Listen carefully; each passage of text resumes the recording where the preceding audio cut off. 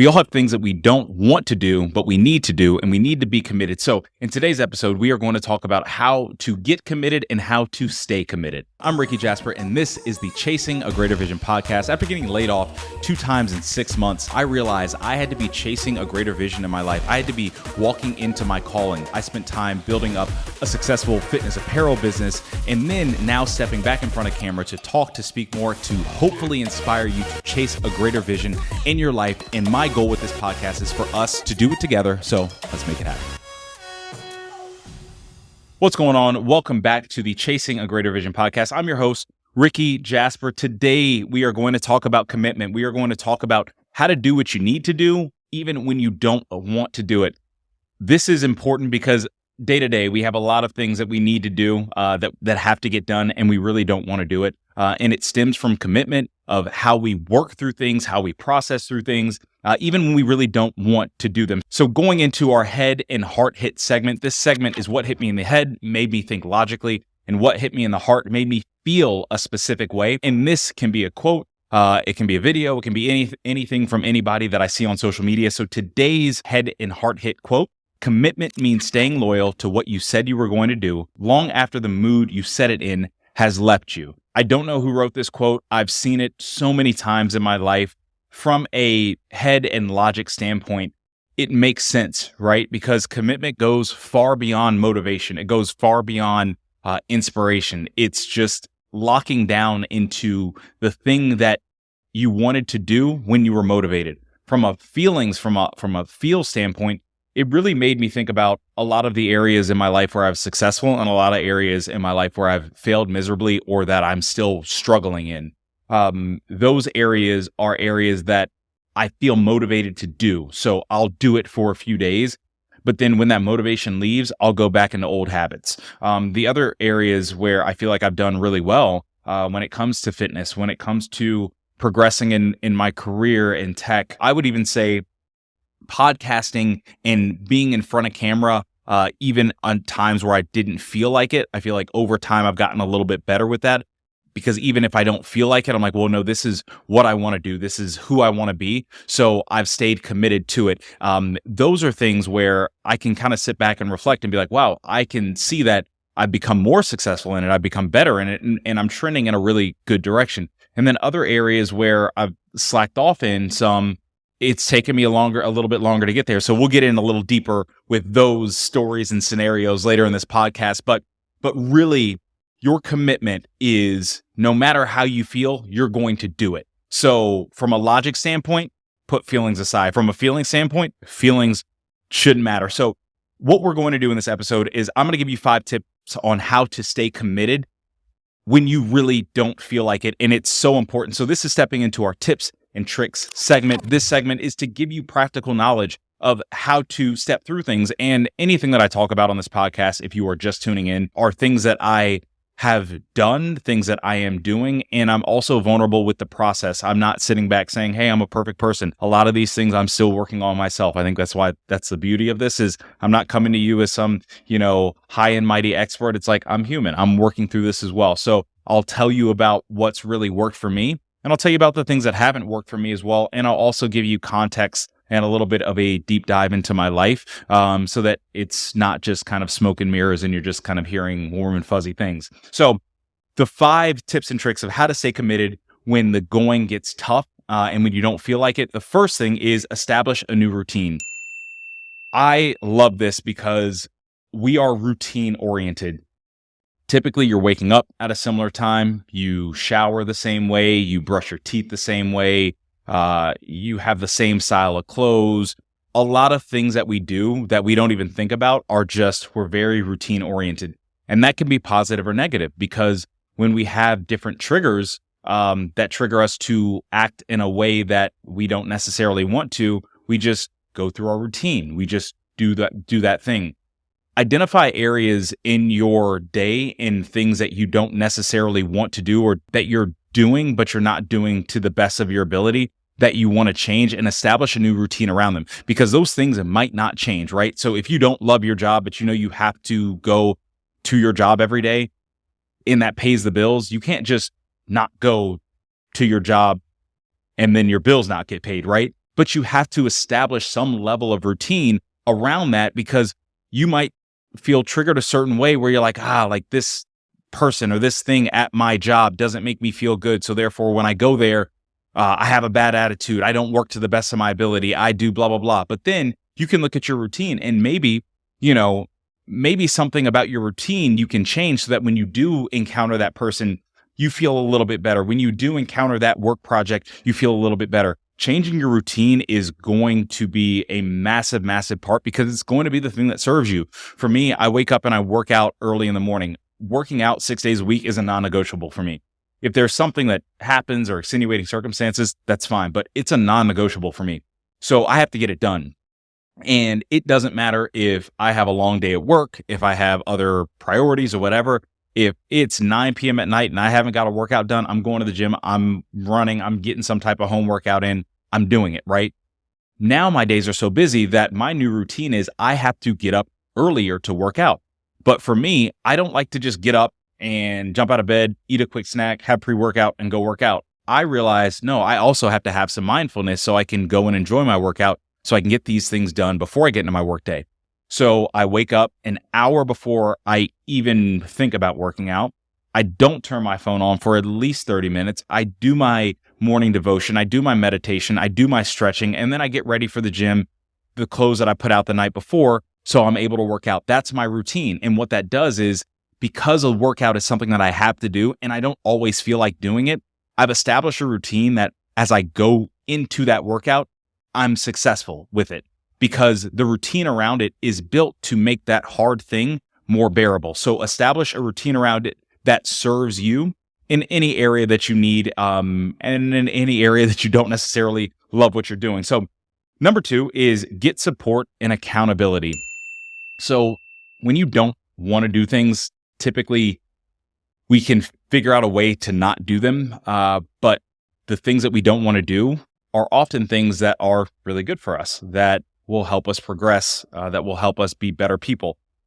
I put this note: support is guidance to a standard, and then accountability is keeping a standard. When it comes into long-term relationships and so on and so forth in the social media era that we're living in now, and I'll just speak from a male in this area, sex, porn, all this stuff is so prevalent, right? And if you want to be in a prosperous relationship, where you're present, where you have correct expectations, you can't be consuming so much of these things that detract you from being present in your relationship. So for me, I have a lot of guy friends where it's like we have open conversations about porn, about relationships, about certain things that have thrown us off in the past, about just how we were in the past decade, where it was just, we were just focused on sex and all this other type of stuff. We have very deep and real conversations and how that's affected us in our current relationships, and how we have to change certain habits so that it allows us to be better in our current relationship. So what that does is that support is guidance to a standard. And so once you set the standard, now the commitment is keeping the standard. So your accountability is keeping the standard. When you have somebody that can keep you accountable, then you're not focused on like, oh, I'm trying to figure out what the standard is every day. No. The standard's set. Now I'm keeping you accountable for the standard. Just like, and I go back to the, working out a lot, because I think a lot of these things are prevalent. It's like, if you've identified a trainer, what you've done is you've hired a trainer to help you set a standard. Once you have that standard, typically you now kind of know what to do when you get in the gym, but you keep going to the trainer because you're like, you're here to help me keep that standard. So find someone who can give you support, find someone who can hold you accountable to the things that you don't want to do after they've helped you set that standard. Number 3, focus on the bigger picture. Everything in life isn't supposed to feel good. Everything in life isn't supposed to be warm and fuzzy. Some things are supposed to be hard. Some things are supposed to be a challenge for you to get through. So when you focus on the bigger picture, you can look at the hard thing that you have to do now, the challenging thing that you have to do now, and you can tie it to a bigger picture. You can tie it to a long-term thing that you want to be better at. I tie this back to dating, right? And to kind of my previous point. When Carly and I first started dating, I was not present. I've said this in past videos. I wasn't present. I wasn't doing the things that could help, allow the relationship to flourish. I wasn't focusing on future. I was just focusing on the day to day. I was being selfish and so on and so forth. I had bad habits. So what I had to do was, as time went on and as I realized, oh, wow, this is a person I want to spend the rest of my life with, I was like, I have to change my habits. So on a day-to-day basis, anytime I wanted to operate like I typically would, which might not have been the best thing, I had to focus on how to operate in a better way. So because I was thinking bigger picture, I had to think long-term. Same thing when it came to, us moving out here, buying a house and so on and so forth. I couldn't just be spending money on every little thing that I wanted to do because I'm like, well, we need to save up because we're going to have housing expenses. We're going to have all these other things. And I had to tie why I was doing certain actions or why I was abstaining from certain actions to a bigger picture. So make sure that you are focusing on the long-term bigger picture when those things that you don't want to do start to arise and that you have to do.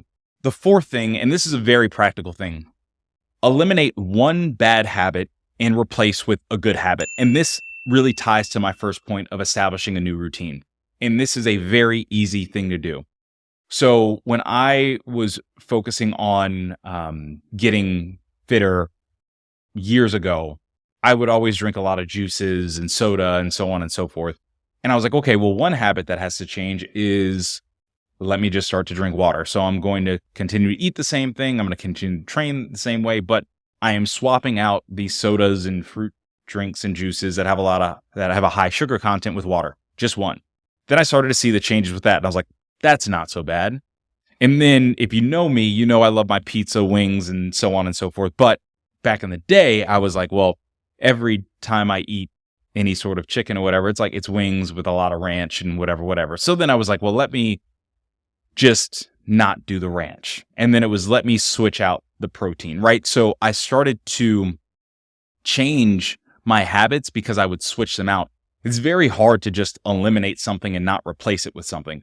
And we see this with bad habits. People, if you have an addicted personality, it's like you might have one addiction and then it's like, well, you might go overhaul to something that's really good for you, like even working out, and just overdo that and then run your body into the ground. So, but replace one thing with a better thing and then monitor that. That is going to help you immensely. That's what I had to do from a relationship standpoint. I was like, well, if I walk in the door every day and I have a bad attitude because I had a rough day and I'm being selfish or whatever, let me replace that with when I walk into the door, before I walk into the door, let me take a few deep breaths. Let me be present in the moment. Let me realize that this is a place of my life and not a place of work. And let me operate accordingly. And I do that over time. And I'm like, wow, the relationship is getting better. I'm becoming a happier person and a better person. And then I identify other areas that aren't working out the best, but areas that I have to do and have to improve at. And I start eliminating bad habits. So if you eliminate bad habits, that is going to be an amazing thing, but you can only really eliminate it by swapping it with a good habit. The last thing is praise and focus on small victories. You can't go, and I consistently use this term, balls to the wall every day. You just can't. Your willpower in the morning is not like your willpower in the afternoon. I can sit back and be like, I'm not going to eat junk food in the morning. But when I've had a long day and I'm tired and like I open the freezer and that ice cream is looking at me, I'm like, I'll probably have a few scoops because tomorrow morning I can wake up and work it off or whatever excuse I give myself. Because my willpower is not the same because I've had to make so many decisions. I have to work hard throughout the entire day. But if you praise yourself for small victories, what you can do is you can put off that reward. And so what that does is that gives you an area to work towards. So if you say, man, I have a lot of things that I don't want to do, but I'm committed to this thing. Now I've established that this commitment is a marker for success. When I do X, Y, Z, then I deem it successful. Then whatever you deem your reward, then earn that reward. We work hard to earn promotions. We do things to earn other things that are external. But if you create an internal reward system for yourself, that's a very strong thing because then you're not succumbing to, you're just basically giving yourself participation trophies every day for not working hard, for not doing the things that you don't have to. What you're doing is you're actually giving yourself a level of checks and balances that help improve your life, that you're saying, I'm going to do X, Y, Z hard things. I'm going to step through these commitments. I'm going to hold myself accountable for these commitments. And once I do, I can give myself a cheat meal. Once I do, I can go out and, enjoy a night. I can do these things, but it's only once I do the things that I don't want to do that I said I was going to do, even when I didn't feel like doing it. That's when you can start adding those checks and balances and really praising and focusing on the small victories. So to kind of wrap this whole thing up, in order to stay committed, when you don't want to, when you have a lot of things that you have to do, first thing is establish a new routine. Some things you have to do, they're just going to be there, but your routine around them is going to buffer that and make it feel that much easier. Second thing is get support and accountability. Support helps set the standard. Accountability helps maintain the standard. Third thing is focus on the bigger picture. When you're doing the things that you have to do, even if you don't want to do them, tie them to a bigger picture, to a long-term thing instead of just a short-term thing that might make you quit. Number 4, eliminate one bad habit by swapping it with a good habit. Again, you can't just throw a habit out the window and have open space. Something's going to fill that space. Make sure that you're filling it with something good. And number 5, praise yourself. Focus on small victories by establishing some checks and balances so that once you do the thing that you should do, then you can reward yourself. So our word of the day. Now, this is a word of the day, word of the week. Whenever you see this podcast, listen to this podcast, is embrace. Why it's embrace is because with all those challenges, with all of the things that you don't want to do, you want to just wrap them up, hug them, and say, hey, we're going to get to it. Embrace what you have on your plate. I make a to-do list every single day. Right here, these are my podcast notes, but this is a remarkable, little pad. And I have another folder in here that has all my daily to-dos. There's some times where I'm like, man, I have all these things that I know I have to do. And I'm like, I don't want to do them all. But what I've done is I've shifted my mindset and I'm like, okay, if it's on my to-do list, it has to get done. I don't put things on my to-do list that don't have to get done. So what I have to do is I have to embrace the challenge that comes with it. And whenever I look at something that I don't want to do, I go through my 5 steps. Okay, let me establish a new routine around this. Like, is there something I can do to make this better? Okay, is there some area that I can get support with this?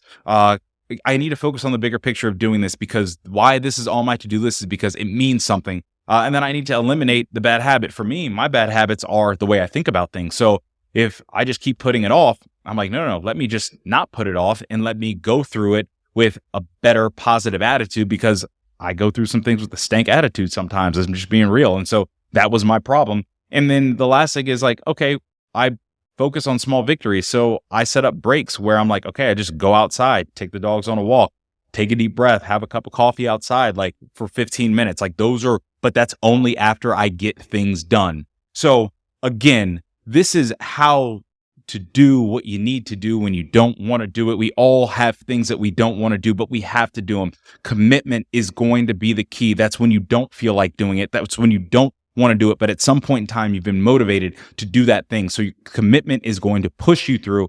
I hope this helps. We're going to do this together. We're going to embrace challenges together. I'm human just like you. So all of this, we are learning together, and let's get it done.